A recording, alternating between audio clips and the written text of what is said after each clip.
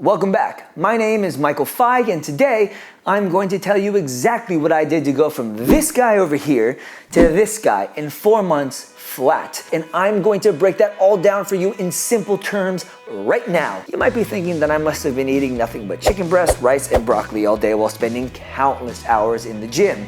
Let me tell you right now that there is no chance in hell I could stick to a plan like that. And the beauty is, you don't have to. I'm a firm believer in finding a way to enjoy the fat loss journey, but I'll get to some of my favorite menu items and little tricks and secrets in a moment. First, you need to understand energy expenditure. The body burns calories for energy. We get that energy from food we eat and also stored fat. So the idea is to tell the body to use that stored fat as energy, eating just enough food to give us the energy we need to fuel our workouts and get through our everyday life. And this is exactly what I did to make that happen. I found my total daily energy expenditure, or calorie maintenance level. This tells me how many calories I burn in an average day. For my weight, height, and age and activity level, I burn about 2,700 calories every day. First thing I did was start eating at a small calorie deficit of 250 calories below my maintenance level. I started my diet by consuming 2,500 calories per day for the first couple weeks. That's a decent amount of food and not terribly restrictive, so I didn't feel like I was starving all the time, which is the point. In order to stick with a nutrition plan long enough to see awesome results, you'll want to keep your calories as high as possible for as long as possible. Starting off with a huge calorie deficit of 500 to 1,000 calories below your calorie maintenance is a recipe for disaster. That is very difficult to do for the long haul because after a short while, it will likely leave you hungry, lethargic, and feeling deprived. This is one of the biggest lessons I've learned. For the love of God, do not start with a large calorie deficit. I cannot stress that enough. Instead, start with that small 250 calorie deficit and increase the deficit by about 100 to 200 calories every 1 to 3 weeks based off of progress. I use that range as a guideline because you'll need to pay attention to your weekly progress. The goal is to be losing about 1 pound a week. So if you start to see that slow down, that's when you drop those calories down by about another 100 to 200 calories. So for me, I dropped my calories from 2,500 to 2,300 daily. I rode that out for a couple weeks or until I saw my progress slow down again, which I then dropped my calories by another 100 to 200. This approach kept me ahead of any metabolic adaptation since I kept lowering my calories, which keeps the body guessing, so to speak. My calories didn't get very low until the last 4 weeks or so when my calorie deficit started to approach 1,000 calories below my maintenance level.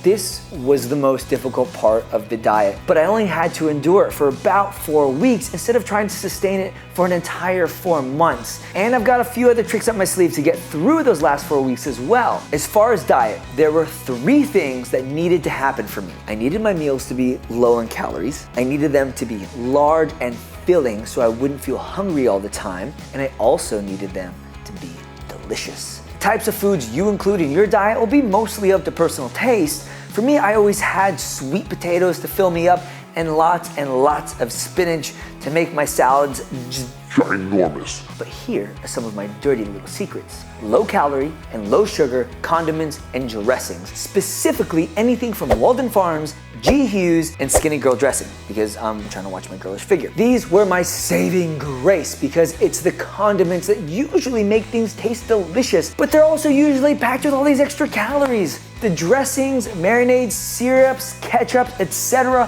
from the companies I just mentioned are usually only around 5 to 10 calories a serving, so they are the perfect weapon in your dieting arsenal. Also note that I never cooked with oil or butter.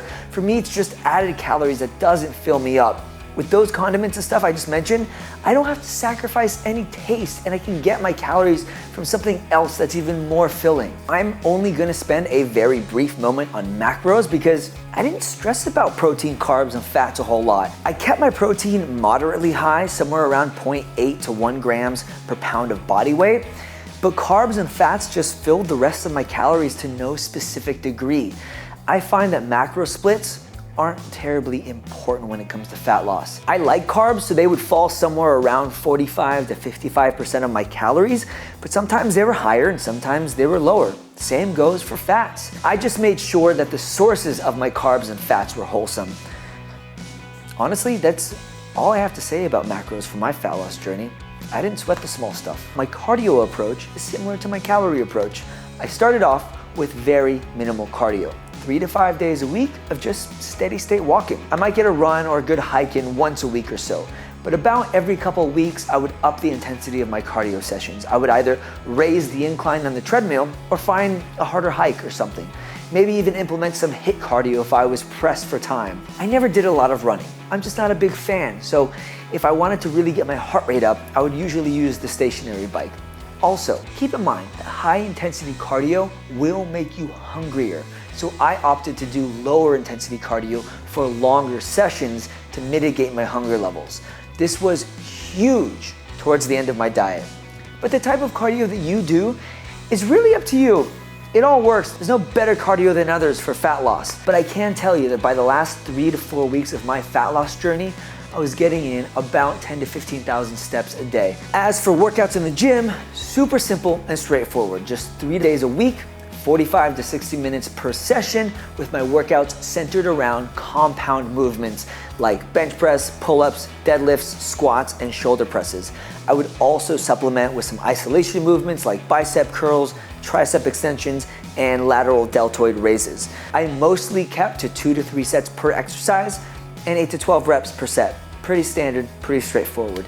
And just so you're aware, all of this can be done at home. So if you're stuck at home, there are plenty of alternative exercises for the ones I just listed. You might have to get a little creative, but push-ups, pull-ups, and squats can all be done at home. But because you might not have the weight that might be available at the gym, you will want to increase your reps to failure in most cases. You'll want to make sure that you are constantly overloading the muscles as much as possible. So guys, that's literally everything I did to get into the best shape of my life. I kept things simple by not sweating the small stuff. I set myself up for success by keeping my calories as high as possible for as long as possible, but always maintaining that calorie deficit. I made sure my meals were low in calorie, but also filling and delicious.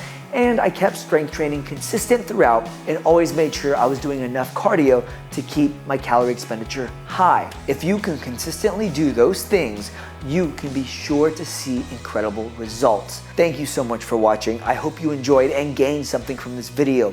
If you did, please consider subscribing and make sure to check out some of my other videos that give you a more in-depth look into fat loss and some of the meals I eat to enjoy my fat loss journey. Until then, I'll see you in the next one.